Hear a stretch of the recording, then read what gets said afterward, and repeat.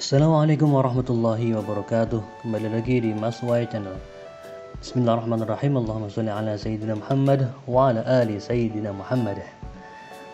Baik, alhamdulillah pada kesempatan kali ini kita dapat berjumpa lagi dalam mata pelajaran fikih. Pada kesempatan kali ini saya akan menyampaikan materi fikih kelas 7, yaitu tentang sholat Jumat. Ini adalah bagian pertama dan nanti ada bagian kedua. Sholat Jumat. Apa itu sholat Jumat?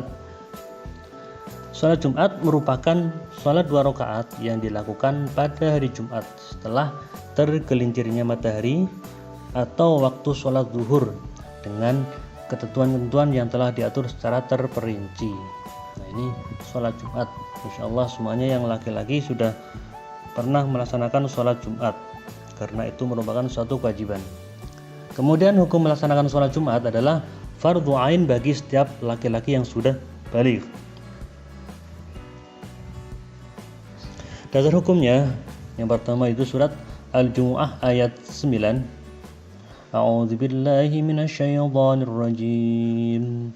Bismillahirrahmanirrahim.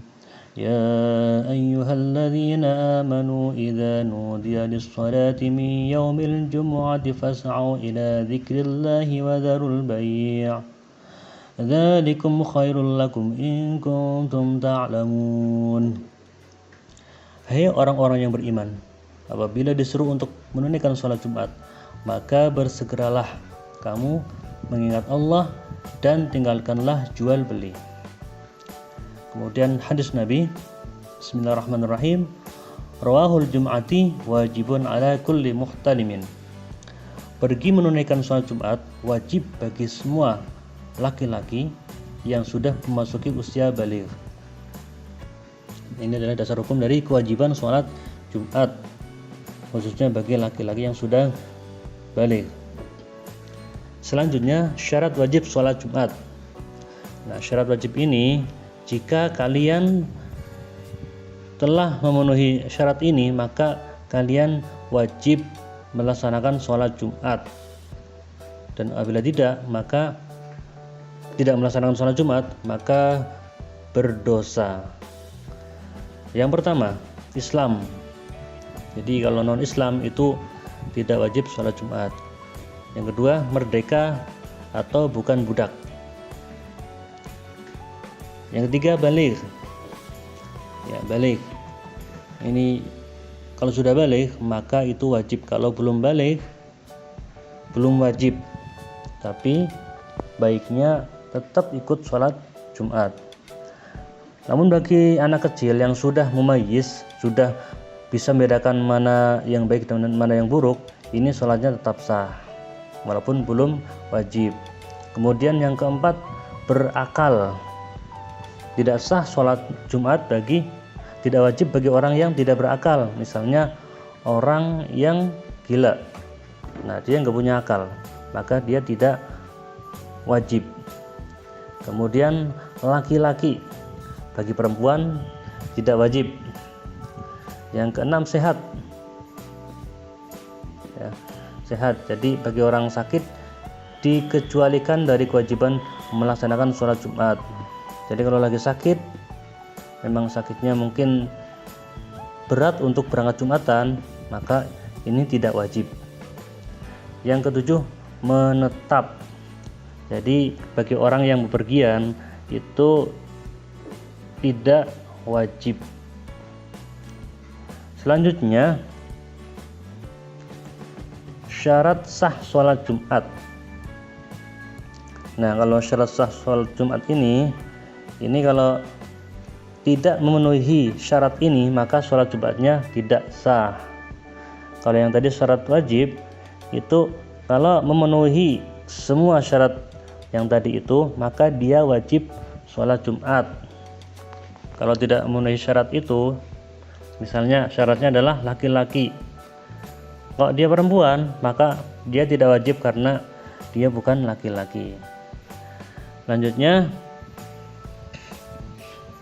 syarat sah sholat Jumat. Pertama, pemukiman. Jadi sholat Jumat dilaksanakan di masjid desa atau perbatasan suatu kampung atau pemukiman dalam wilayah administratif tertentu.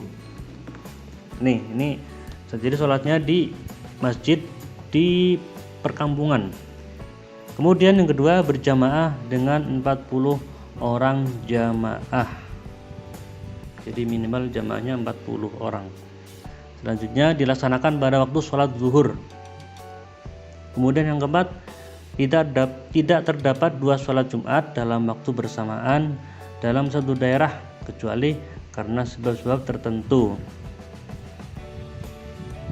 Kemudian yang kelima, didahului dengan 2 khutbah. Ini syarat sah sholat Jumat. Kalau 5 ini terpenuhi maka sah sholatnya. Kalau salah satu tidak terpenuhi maka sholatnya tidak sah. Selanjutnya,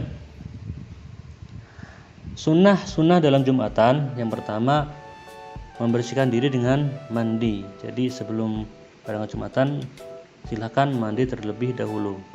Kemudian yang kedua, memakai pakaian terbaik yang dimiliki berwarna putih.